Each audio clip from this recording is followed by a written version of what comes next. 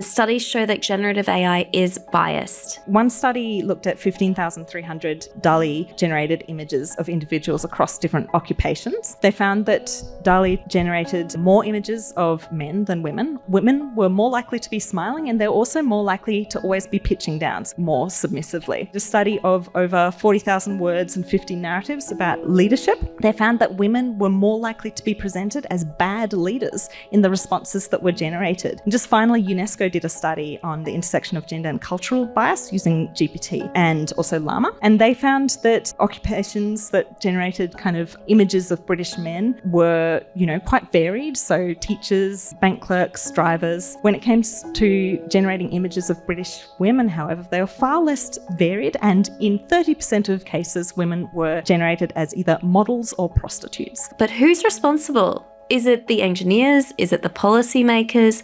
Or is it the users of those AI products? Hello and welcome to In the Blink of AI, your front row seat to the AI revolution. I'm really glad you've joined us today. This is one of our most important episodes.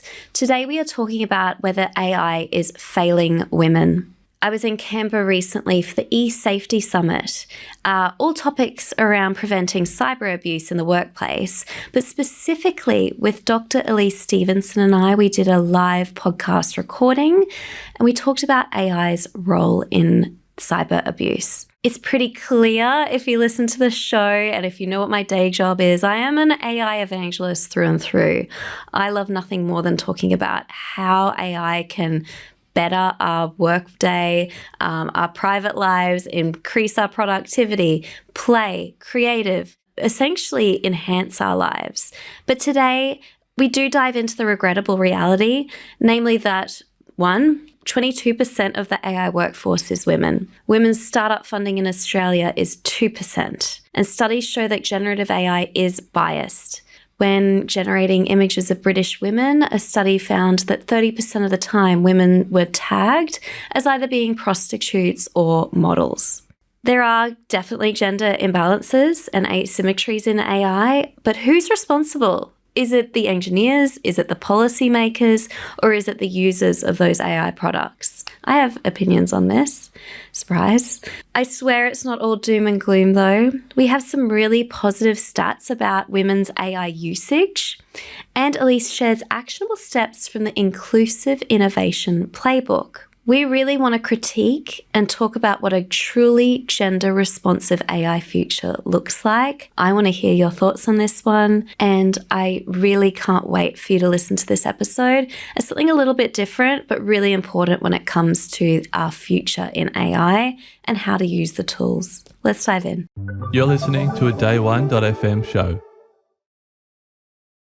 I'm thrilled to be partnered with Stripe for today's episode. Did you know that Stripe Startups offers early-stage venture-backed startups access to Stripe fee credits, expert insights, and a focused community of builders? We love builders on In the Blink of AI. Apply today at day1.fm/Stripe. Georgie, can I ask a really basic question to start with? What is AI? And I suppose, how is it impacting everyday Australians or those in our community? It's a great question. So artificial intelligence is such a broad term. And if you thought that it just came about in the last 5 years, engineers cringe when you say that because it's been around since the 50s. There was a Dartmouth conference in 1956 where the term was first coined. So, and it's gone through many iterations of hype. Oh my gosh, can machines really think for themselves? Which is what artificial intelligence means. No, they can't. They definitely can't. Oh no, maybe they can. We've got this new data ingestion. I think they can. No, they can't. And in the 1980s, there was actually like this AI winter where no research that had any credibility would touch it because we've disproven that machines can think a million times over. But in the early 2010s, there were advancements in compute, so the amount of power that can power large language models like ChatGPT that you might be familiar with, as well as a concept called neural networks. I promise I'll keep it light, which basically is how you can do multiple parallel actions at once. these technological breakthroughs actually created the rise of things like ChatGPT and OpenAI, where it does feel like you're speaking to a real human being. Can I actually have a show of hands who's used ChatGPT? Pretty unanimous for those listening along online. I didn't want to assume. It feels quite human-like, right? It feels like you're speaking to not just another human, but someone pretty clever. And that is really what artificial intelligence is meant to feel like, a machine that can think like a human can.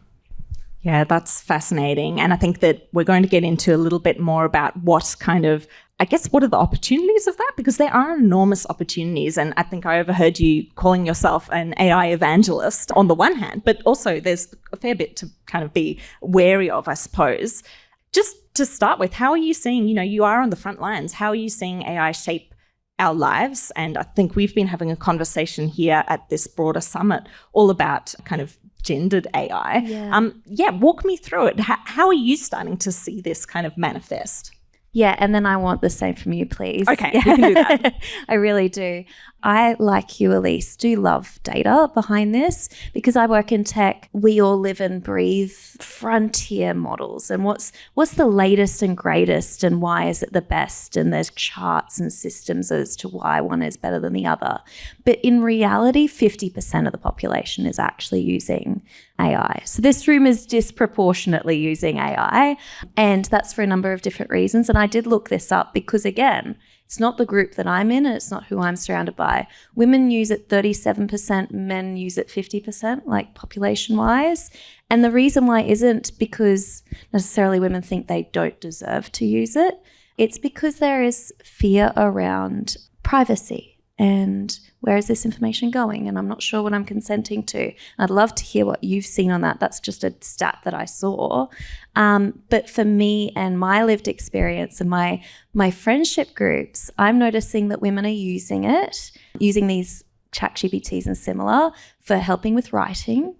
They're using it to help with relationships and conversations and knowledge. Whereas apparently what men are using it more for is future modeling and scenario planning. I don't have any comment on whether one is better or worse or indifferent to the other, but it is interesting that women are using it differently and they're getting value from it in interesting ways.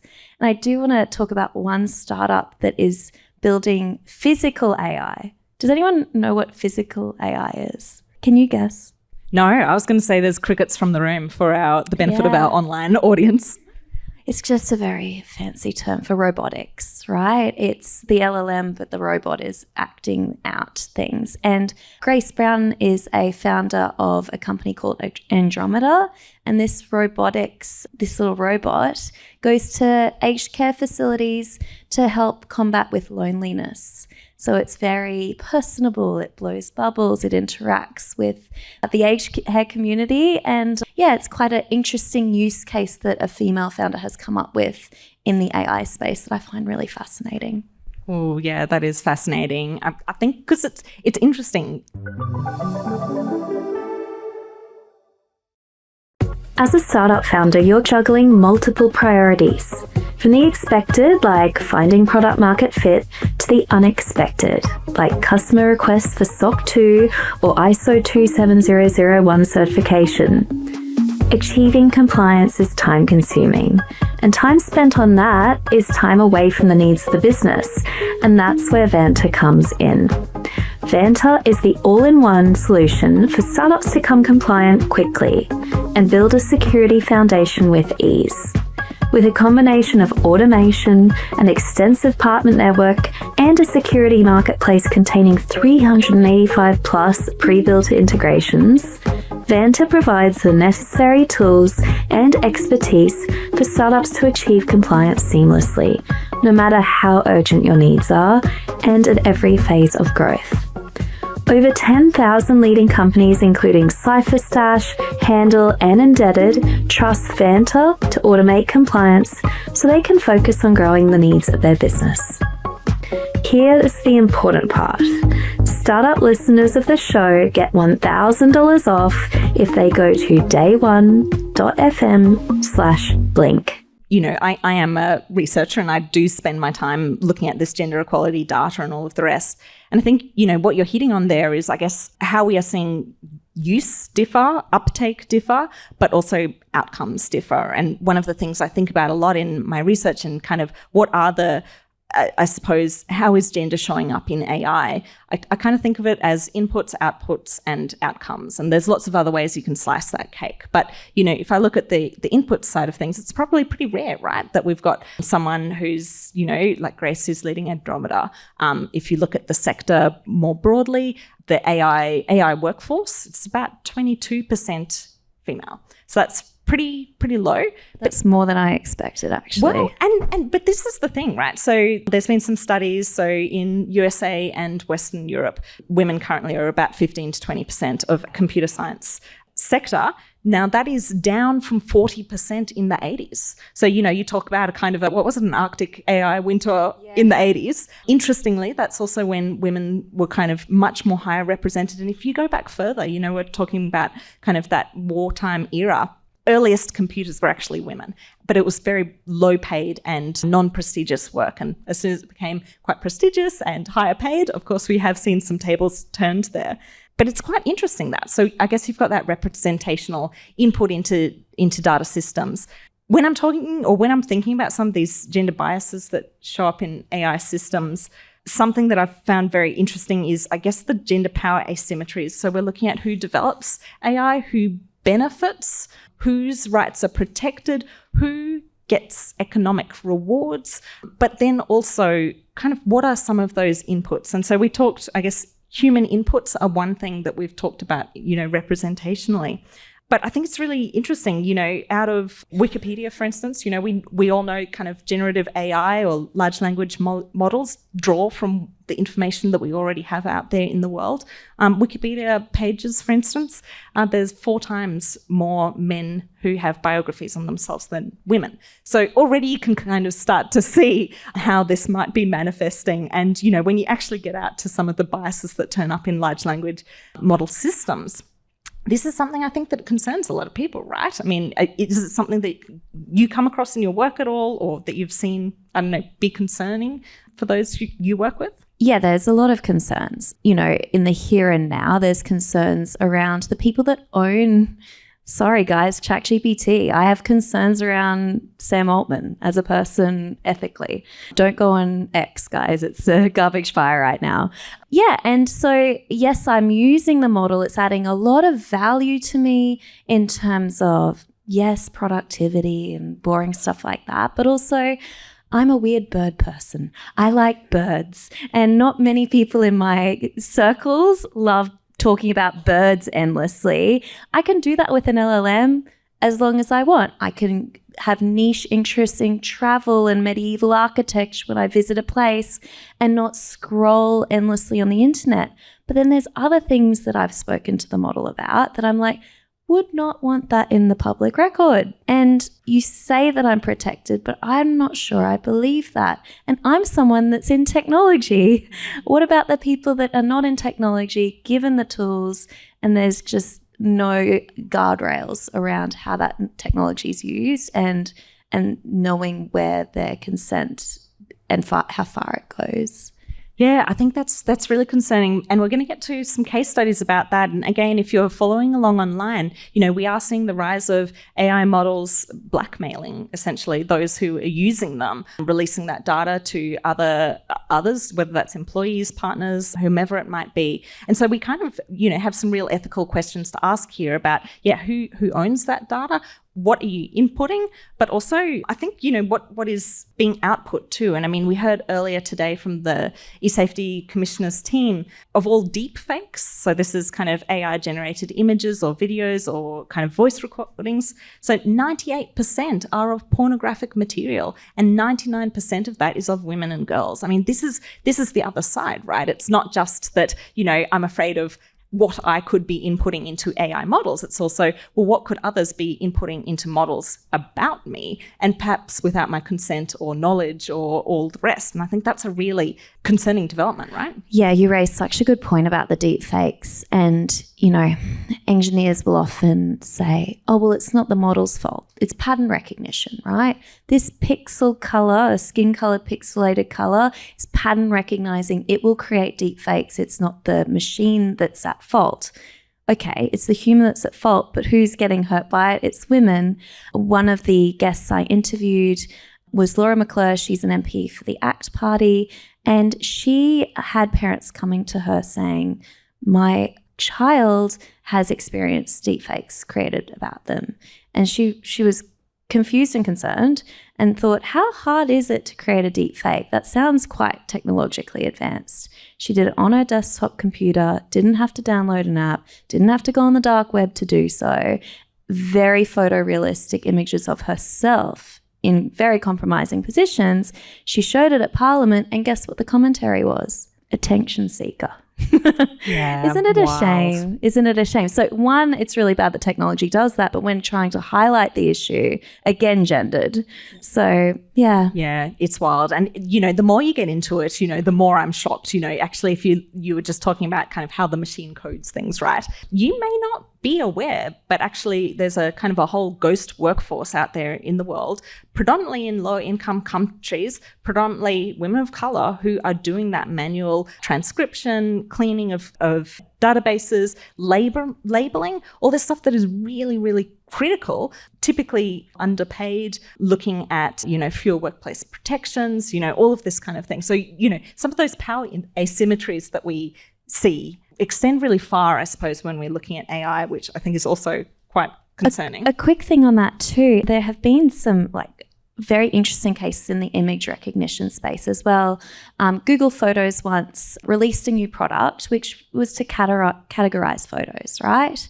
Now, the data that was input was insufficient in terms of representation. And then the people who checked that data, also not representative of a diverse group. So what happened was, when one day someone opened their Google Photos and all the images had been reclassified, this is really horrific, but their friend, who was of African American descent, was classified in a gorilla category. Now, that is so wrong. It is so absolutely horrific to have happened, but the data was built on images of gorillas and not of people of a diverse background. And then no one flagged it in the training because no one saw it as an issue because they weren't represented in those photos.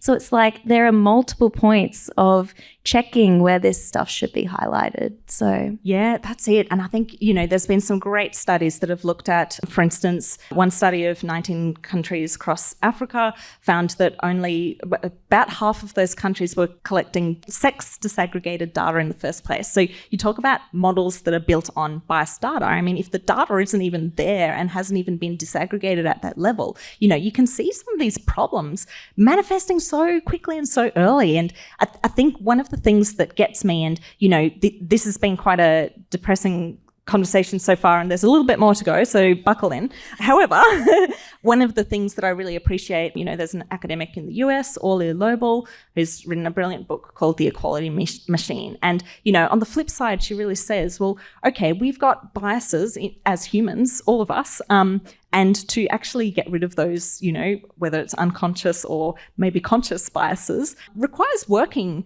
with, 7-8 billion people across the world in various forms. Like, that's a huge, huge effort. Surely there is a tech solution that can start to help with that. And so on the flip side, there are some positives. So she really advocates that, yeah, if you do have the right, humans in the loop who are doing some of this checking and who are using models and training models to correct for biases or to recognize biases, there's still gaps, but there's certainly some more opportunities to do more systemic change than perhaps was possible before.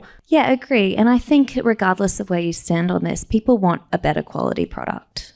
They want ChatGPT to be a good product. A good product is one that represents everyone. I don't want my point of view just fed back to me. The whole point of me engaging with the tool is so that I get a concise and robust answer. You don't get a robust answer with just one person's life view and situation. So I think I'm optimistic that most people would feel that they want the best quality product. And it's hard to say that a narrow view of the world is a better product. Yeah, I completely agree with that. So we have been doing a lot of research here at Joule, and one of the studies that we did earlier this year or late last year with one of our research assistants, Isabel Barry, was really looking at some of the kind of gendered harms of generative AI. And interestingly, I thought I'd throw this in before I throw another question to you, Georgie. But we reviewed a few studies that had been looking at generated images, narratives, and kind of other things that people had been going out there and doing. And so one study looked at 15,300 DALL-E generated images of individuals across different occupations. They found that DALL-E generated more images of men than women, all up. Women were more likely to be smiling, and they're also more likely to always be pitching down, so kind of looking down kind of more submissively. Interestingly, Wordplay AI, they did a study of over 40,000 words and 50 narratives about leadership. They found that women were more likely to be presented as bad leaders in the responses that were generated. Poor women leaders were more likely to be seen as worse than poor male leaders. And positive portrayals of women emphasized them as supporting men primarily, whereas positive portrayals of men were depicting them as being bold and influential.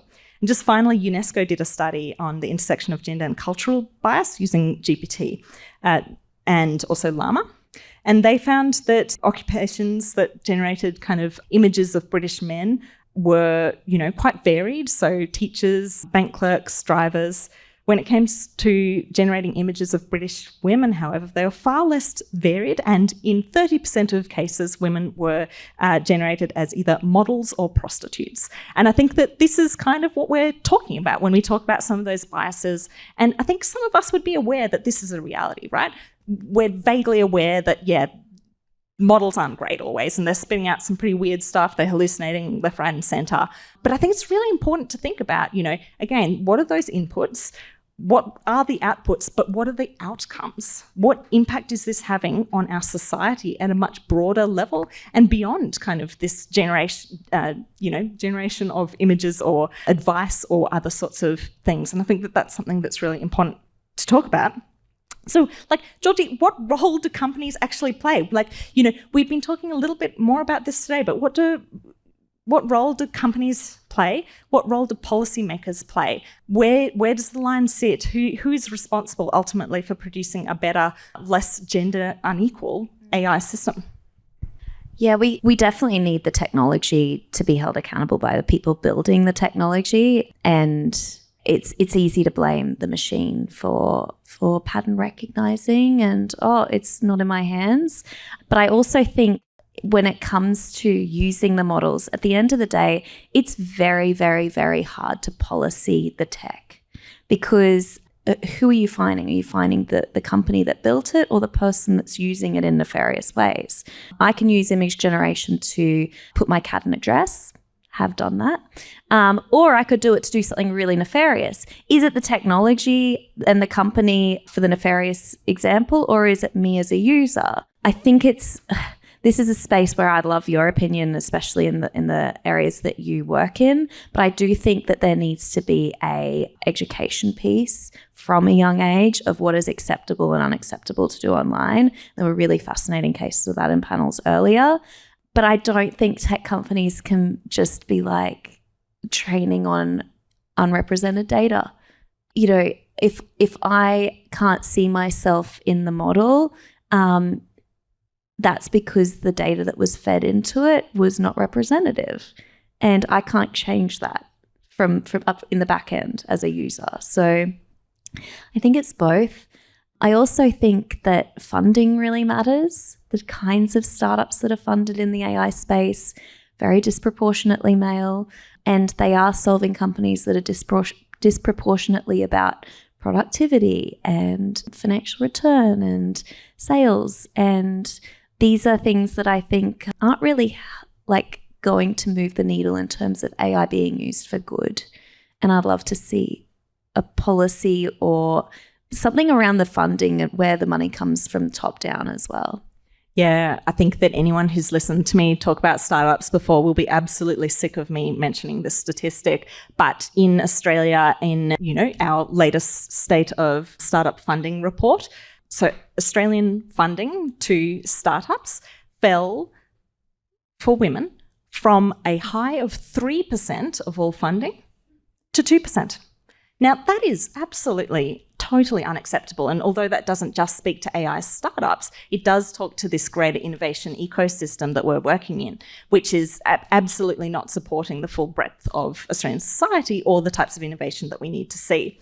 Now, I promised to our audience, I didn't tell, Georgie I was going to do this, and so I didn't set her up for this one. But we've got some solutions. For those listening along at home, we've just finished a big project with CSIRO and the Wiyani Yuthangani First Nations Gender Justice Institute at the ANU. And we've actually created an inclusive innovation playbook, which is built for the innovation sector. It's built for policymakers, venture capitalists, for startups, for funders, for accelerators and incubators, to kind of provide a few guidelines for how can you actually do this better, not just for gender equality, but looking more intersectionally, whether that's around race or disability or sexuality. And I think that one of the things that I'll kind of pick up from what you were saying is actually everyone has a role to play. And so when we're thinking about who's responsible, I think what we outline in our playbook is no matter your role, you've got a role to play, but you might have complementary roles as well. I think one of the other things I would think about is kind of having a life cycle approach to AI, right? I think that, there are kind of guardrails that can be provided around the development of AI and that initial funding and kind of some guidelines that can really help stimulate not just innovation, but innovation that actually is good for society and good for humanity over a really long time frame. But also there should be more support when it comes to use, right? So I think we kind of need it at all spectrums and stages of the life cycle. Yeah, and I mean, zooming out a little bit, and I'm going to very quickly go into murky waters because I'm politically, my parents were both political scientists, which meant I wanted to run as far away from political science as possible because they're so educated on it that I was like, okay, not for me. I was born in Canberra though, fun fact. From a policy standpoint, it is really interesting because the AI is moving so quickly, and then we're asking governments to create guidelines and frameworks and principles. And then in 6 months' time, AI has completely gone over here now, and everything that would have applied then doesn't apply now. And so the EU have very strict principles and very strict and expensive penalties for going outside of their framework and principles. Australia has 8 voluntary AI principles, so it's kind of like, okay, I guess I'll do it, but I'm not sure why. And then the US is trying to, the US is the US, kind of quite extreme in terms of build fast and break things. And some people say, well, if we don't go at that speed and if we policy too hard, somewhere less morally with less moral integrity, we'll build that AI faster and then we can't compete. It's messy. So I think on one hand, we need policy to ensure that best practice occurs, but also it's very hard if you don't have a PhD in computer science to dictate what that looks like. Yeah, absolutely. And I think this is where we really do need more collaboration across the spectrum, whether it's policymakers, technologists, users, to make sure that we're kind of getting that feed in. There's so much I could have picked up on there, but, I do want to get into some more of our questions. And I think, some of the other things I was thinking about in terms of, whose role is it? I think one of the interesting examples that one of my research assistants, Ruby Crandall, really highlighted to me was an example from Unilever. So, when it comes to what they do and ensuring that there are better kind of gendered outcomes, they advocate for a few things. So human oversight. So any decision with a significant life impact must not be fully automated. So a human must make the final decision. They talk about accountability, so we'll never blame the system. There must be a kind of an owner of that business who's accountable. They have continuous monitoring and also integration with existing governance. And of course, that's easier to do when you're a really big company. But I think that this is something to be aware of. If we are going to have people who move past and break things, if that is a reality of the system that we have created, then we have an obligation and a duty to make sure that that move fast and break things mindset isn't at the peril of, half the population or more. And so I think that we do have to have a really real conversation about how we do innovation that is kind of for the good. But Georgie, I do want to move and change gears a little bit. So you have guests on your podcast weekly, and you're at the front lines of the sector. What developments on the AI horizon can we be excited about or maybe concerned about? There's a lot to be excited about. I think of healthcare as one of the very exciting areas, especially in R&D. It's very expensive to do laboratory tests, the limited number of scientists that can carry out those tests. With AI simulations, we can find cures for diseases faster. There's a company in Australia called Harrison AI. It detects lung cancer a lot faster than a human can. The human eye can't detect it in the same way. There was a woman in the UK that, because of Harrison AI and the lung imaging technology that they use, was saved from getting lung cancer due to AI. And that's really exciting. And I hope to see more in the healthcare space around AI that just expedites things from happening a lot faster than we as humans could do. The robotics space, I feel like equal parts nervous and excited about. I think it could do a lot for people with disabilities and things like that. And I also don't necessarily want a humanoid robot in my own house. I get the ick from that. I don't know why, but to think of having one in my house, learning from my behaviors and then doing them, even if I don't want to unstack the dishwasher, I'm kind of like, not sure how I feel about a very heavy machine in my house. And so that's kind of where I feel about a lot of AI. I think there's a lot of benefit. And then there's the areas where I'm like, I hope someone stops something bad from happening. And that's where I think I need to have these weekly conversations with the people that are at the frontier of robotics, at the frontier of healthcare and AI. Doctors that are, so I have an example for a transcript of doctor appointments. So you may go see a GP and they may transcribe the appointment. The benefits to this is that very clean, perfect notes. You have a history of what conversations you've had with your doctor and the medicines you've used in the past and whether you liked them or didn't. And you don't have to remember all of that, and your doctor doesn't have to remember all of that. And there should be consistency. But I was speaking to a friend the other day. She brought her young child to an appointment, and that doctor transcribes all their appointments. And she said, I prefer we didn't, that they're underage, they can't consent to that. I don't really want the data trail. And they said, no worries, you're going to need to find a new doctor though, because I do it for all my patients. Wild. Yeah. And that to me felt not okay. Yeah, and I guess it reinforces the dual use nature of a lot of this technology. We talk about it in military domains all the time. If it can be used for benefiting people and also really damaging people, that's a dual use tech that we have to be very careful about from a government perspective in terms of how that technology gets into whose hands, right? But I don't know that we're seeing this same kind of idea of dual use technology for the benefits of humanity and also for the negatives in terms of some of these really gendered outcomes that I would love to see more attention to. If I can also give a throw out, something that I'm personally both excited and concerned about is something that one of our other speakers today mentioned, Dr. Cameron Cliff, talking about AI co-workers, right? And what happens when one of your AI co-workers goes rogue, and whose responsibility is it? Is that a human resources issue, or is that the IT department's issue, right? I don't think we've fully worked that out. And I think that this is a question that I'm priming our workshops and maybe future dialogue online about. But to kind of, bring our podcast to a bit of a close, Georgie, what does a gender-responsive AI future look like? And I guess how can we make AI inclusive and safe for all genders? I would really like to see at least 50% women working in the space. And I was really thrilled to see this recent study from OpenAI, so the ChatGPT company, that said that women used to be using their product 37%, now it's 52% So more women are using ChatGPT than men now. And that to me tells me that women are getting involved in the AI space. And I think when we're using the tool, we're going to shape the tool. And they need us.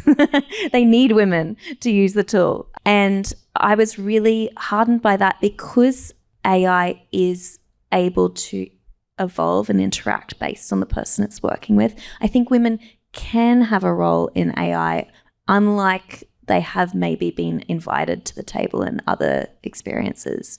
So I really hope that while we keep our eyes open and we don't put anything into these tools and systems that we're not comfortable with, I encourage you to feel welcome and invited to partake. And I can't wait to hear what you guys think on the topic. Yeah, thanks so much, Georgie. I think for me, for those of you interested, we have done some more research on kind of this concept of feminist technology diplomacy and what would it look like to work with, policymakers, to work with industry across Australia, but the world also, and the community. And we've come up with a few, kind of top tips perhaps that we'd love to build on and would love your kind of insights. But some things that we've been thinking of around, I guess, including at the baseline, acknowledging that AI is gendered. And it's also raced, right? And it's also all these other kind of factors that are built into it, that have been explored in some of the examples we've talked about. Second point, I love this term, recognizing that technology alone isn't the solution. So that's techno-chauvinism, if you haven't heard of it, or techno-solutionism. So this belief that tech is always the solution, tech alone can't actually solve a lot of the social problems that we are seeing arise from AI. So we actually need much more social researchers, social policymakers, folk who aren't technologists or engineers also in the room when it comes to creating some of this tech. I think thinking about bias is actually often intentional, and we can say, oh no, technology is neutral. It is what it is. But there's been a lot of decisions. We've talked about funding for one, we've talked about representation, we've talked about the data sets. We actually have to have proactive correction that kind of comes on top of that. And I think that we also, certainly as a researcher, I think we've got an obligation to move beyond critique to also practice, and identifying issues is not enough. So that's partly why we're kind of priming this workshop to develop some solutions. But if I can leave with one final thing is, one of our researchers here at Jewel, Jack Hayes, one of my conversations with him, he was really saying, don't accept the digital sphere as hostile as the baseline. And I think that that's really important to think about. What is the future that we're trying to create? And what is this kind of, whether that's in AI or in society more broadly, I think a lot of the use of our systems, our policies, they matter. We've got to be really intentional, and we shouldn't accept kind of the poorest version of what we could be creating. Georgie, before we go, where can the audience find you? How can they stay in touch? This has been so delightful. Let's do this again. I was really heartened because for a technology podcast, it's 50-50 men and women that listen, which is really nice. It could have gone either way there for a while. Representation matters, right? It does. I think having you lead the podcast, right? Yeah. If it already has what we'd call in startups like a moat, because I'm a woman, which is good. I'm very thrilled to do it and would love to hear your feedback, in all honesty. Beautiful. And if you're interested in staying in touch with the research, you can find me online very easily. I'm very Googleable. And you can also track down the work of Jewel at jewel.anu.edu.au. Thanks so much for being part of this live podcast recording with Jewel and with Georgie Healy from In the Blink of AI. Thank you. Yeah.